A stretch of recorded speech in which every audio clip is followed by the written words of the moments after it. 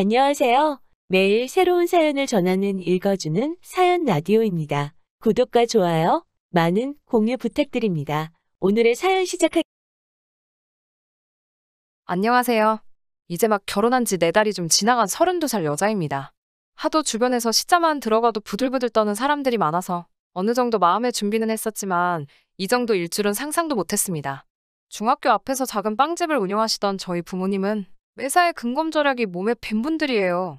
하지만 음식 앞에서는 달랐습니다. 항상 좋은 음식과 맛있는 음식이 있으면 주변 사람들에게 권하고 나누기를 좋아하셨거든요. 예를 들어 저희 부모님은 아침에 갓 구운 빵의 일부를 늘 가게 앞에 내놓으셨어요. 학교 가는 학생들이나 어려우신 어른들이 부담 없이 가져가시라고요. 그런 부모님을 보면서 다른 사람들과 나누는 기쁨을 어려서부터 배울 수 있었어요. 인심 좋은 부모님 밑에서 많은 사랑을 받고 자란 저는 여대를 졸업하고 어느 정도 유명한 모기업에 취직했어요. 부모님은 제가 제빵 기술을 배워 빵집을 이어서 하길 바라셨지만 물밀듯이 들어오는 대형 프랜차이즈 빵집을 제가 이길 자신이 없더라고요. 또한 크건 작건 사업이 얼마나 어려운지도 알았기 때문에 저는 회사 생활을 하고 싶었고요. 입사 후 2년 정도 지나 회사 생활이 제법 손에 익었을 때쯤 같이 일하는 동료가 코딩을 배우러 다녀보지 않겠냐고 묻더라고요. 둘이서 다니면 할인을 해주는 곳이 있다고요. 마침 뉴스에서도 코딩에 대해서 계속 나오는 걸 봤던지라 좋다고 했죠. 그렇게 둘이 강남에 위치한 컴퓨터 학원을 다니기 시작했어요. 그리고 그곳에서 남편을 만나게 되었죠. 남편은 저희를 가르치던 선생님이었어요. 당시 저희를 포함해 총 8명의 직장인이 한 반에 있었고요. 보아하니 저처럼 다른 사람들도 퇴근 후에 저녁 먹을 틈도 없이 바로 학원으로 오는 것 같더라고요. 저는 그래서 가끔 저희 부모님이 만드신 빵을 가져가곤 했었어요. 그런데 남편이 말하길 이런 제 마음씨에 반했다는 거예요.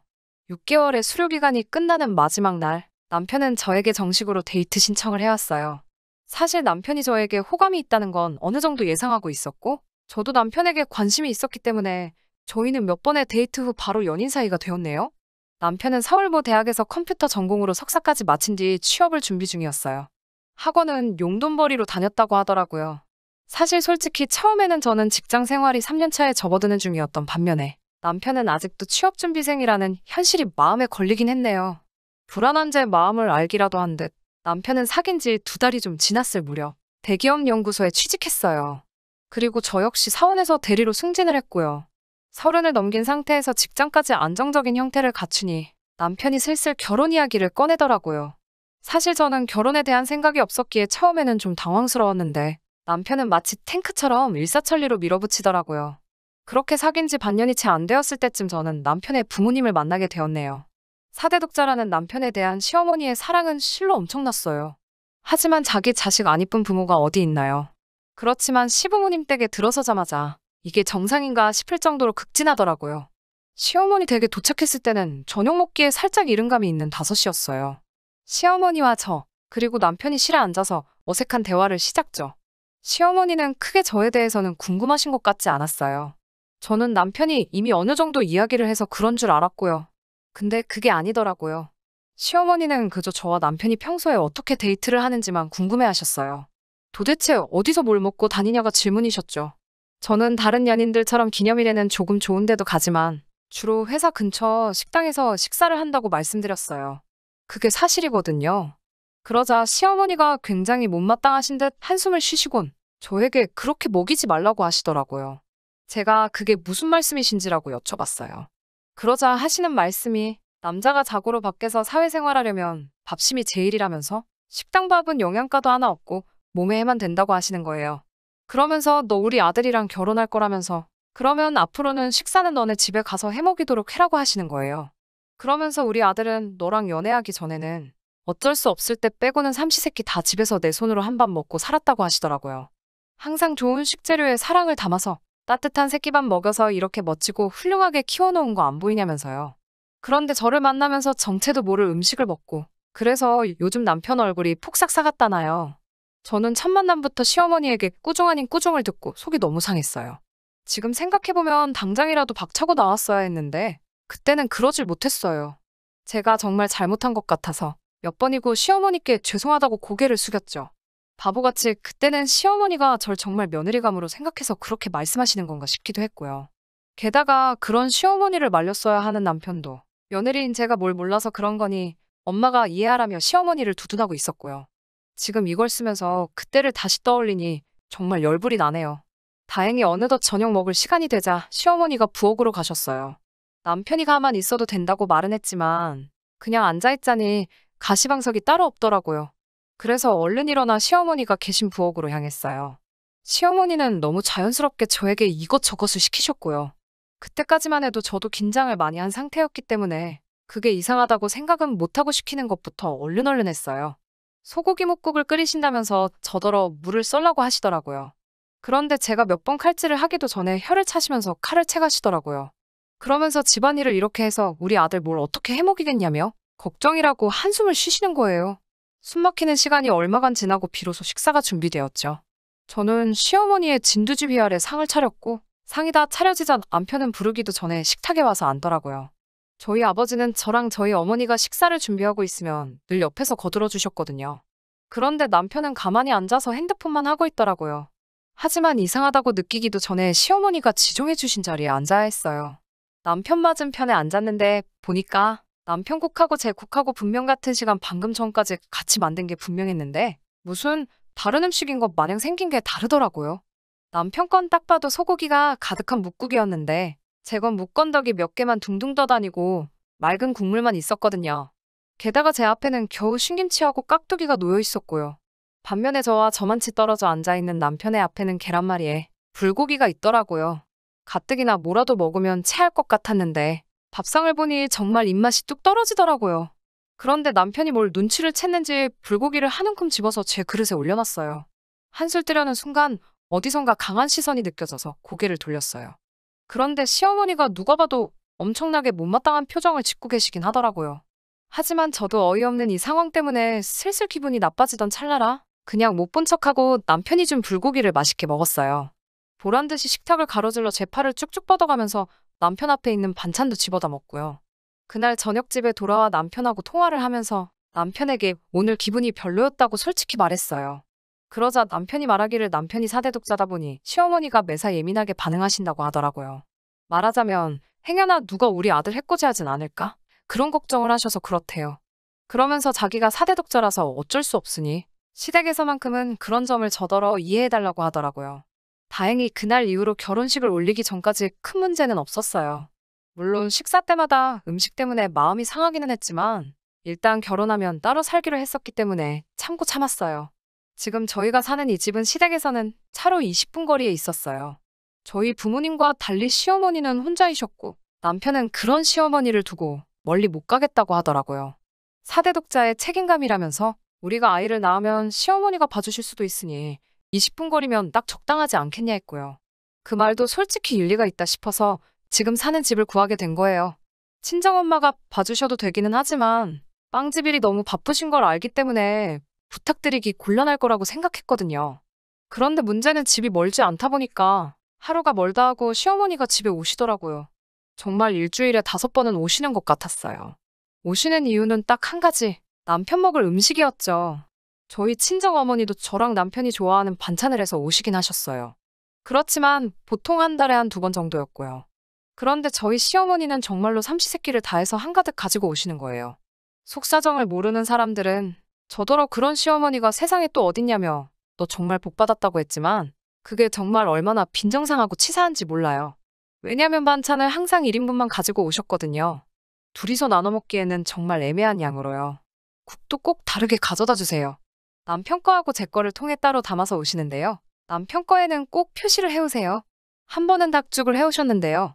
제 거는 정말 푹 퍼진 밥알만 한 사발이더라고요. 반면에 남편 거는 고기 건더기가 한 숟가락 뜰 때마다 한 움큼씩 올라왔고요.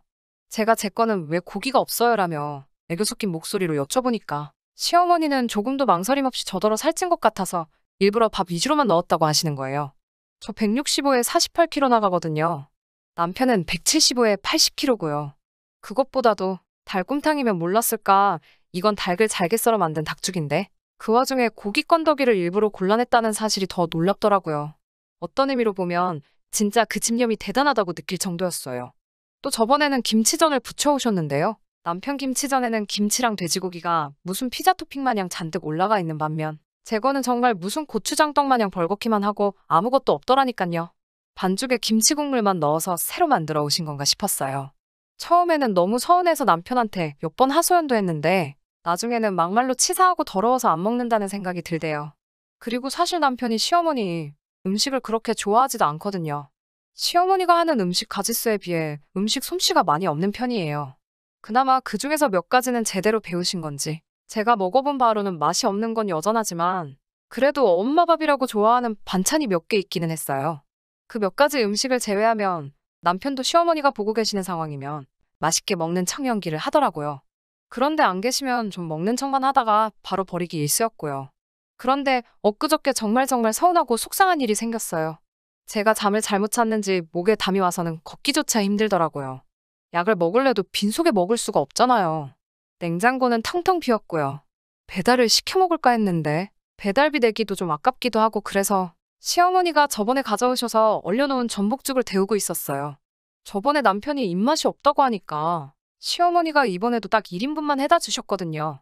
그런데 남편이 한 숟갈 먹더니 이게 무슨 전복죽이냐고 먹기 싫다며 버리려고 하길래 제가 아깝다고 얼린 거였어요.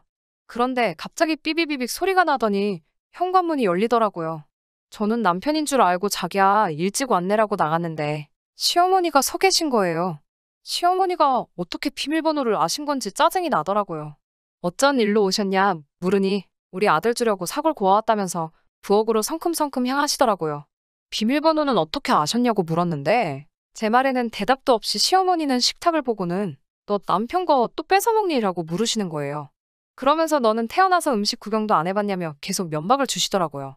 저도 속이 부글부글 끓고 있었지만 어떻게든 누르고 있었어요. 그런데 시어머니가 결정타를 날리시더라고요. 양손에 들고 있던 핸드백과 사골 담긴 들통을 내려놓으시면서 아침 저녁으로 남편한테 한 그릇씩 먹게 하래요. 그러더니 다시 제 식탁을 보고는 진짜 얼마나 없이 살았길래 남의 음식을 훔쳐먹어? 거지 새끼도 아니고 말이야. 라고 하시는 거예요.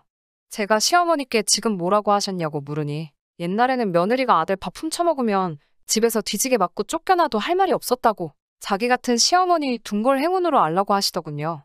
그 말을 듣는 순간 시어머니가 저를 어떻게 생각하는지 잘 알겠더라고요.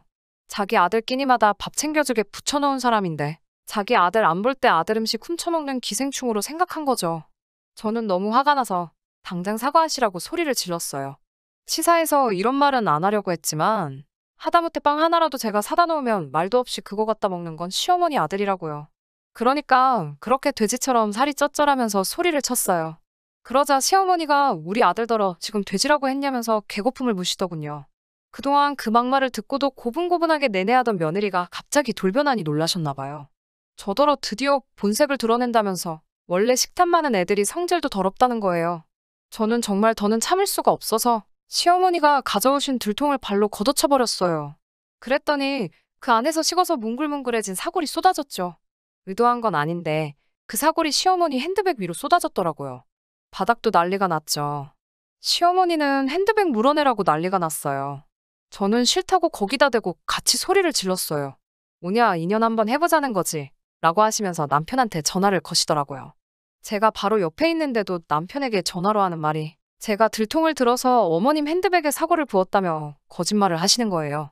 남편이 전화 받고라고 해서 받았더니 지금 당장에 온다고 두 사람 다 가만히 있으라고 으름장을 놓더라고요. 얼마나 지났는지 남편이 숨을 몰아쉬며 신발도 내동댕이 지듯 벗어던지며 들어오더라고요. 저는 그때만 해도 남편이 제 편을 들어줄 줄 알았어요. 그런데 남편은 시어머니가 하는 말만 듣고 제 입장은 들으려고도 안 하더라고요.